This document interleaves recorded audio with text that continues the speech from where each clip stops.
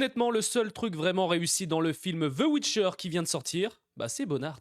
Tu l'as compris, on va parler du film The Witcher centré sur les rats, un film avec zéro com. On a tous été choqués parce que, et c'est clairement un choc parce que tu sors la saison 4 de The Witcher, ok, et t'annonces que t'as un préquel qui sort, et un préquel mais qui est à voir quand même après avoir vu la saison 4, sinon tu es spoilé sur la fin de la saison 4, on va pas se le cacher.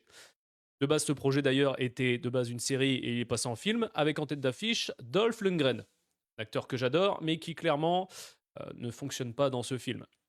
Si tu n'as pas vu le film d'ailleurs The Witcher centré sur les rats, je t'invite à le regarder quand même parce qu'il y a quand même de gros points positifs, c'est le personnage de Bonnard. Bonnard qu'on a vu notamment dans la saison 4 de The Witcher, un personnage ultra froid, charismatique, brutal, un animal hein, clairement, un véritable psychopathe, si tu as vu la saison 4.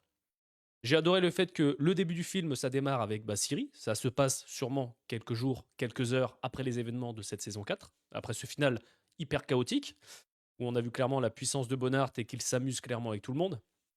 Mais j'ai bien aimé la psychologie du personnage et voir comment Ciri réagit face à Bonnard, tu vois.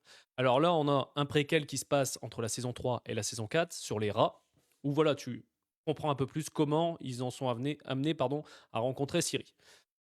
Le fait qu'on ait le sorceleur incarné par Dolph Lundgren, en soi, l'idée me plaisait pas mal, tu vois. Mais ça fonctionne pas.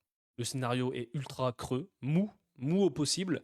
Et en fait, les seuls moments que j'ai kiffé dans ce film, qui dure quand même un peu plus d'1h20, c'est le personnage de Bonnard. C'est-à-dire que on en apprend plus sur lui, et je le trouve encore plus froid, encore plus glacial, et encore plus intimidant que dans la saison 4.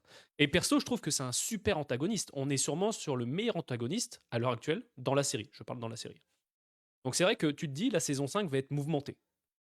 J'espère clairement qu'on aura un face-à-face entre Bonnard et Gérald de Rive, parce que clairement ça va être épique. Est-ce qu'ils vont vraiment respecter les bouquins? Parce que si tu t'es un peu renseigné, Ciri est censée tuer le personnage de Bonnard. Mets-moi dans les commentaires ce que t'en as pensé de ce préquel, mais honnêtement, si Netflix en avait quelque chose à faire de The Witcher et de l'univers, ils auraient fait de la com dessus et ça n'a été absolument pas le cas. Ils ont balancé ça comme ça en mode n'aime pas trop ce projet, vas-y, on a payé, on va le balancer comme ça. Au pire, il y aura quelques vues, c'est pas grave. Dans tous les cas, The Witcher, c'est terminé. Bah, c'est clairement ça pour moi.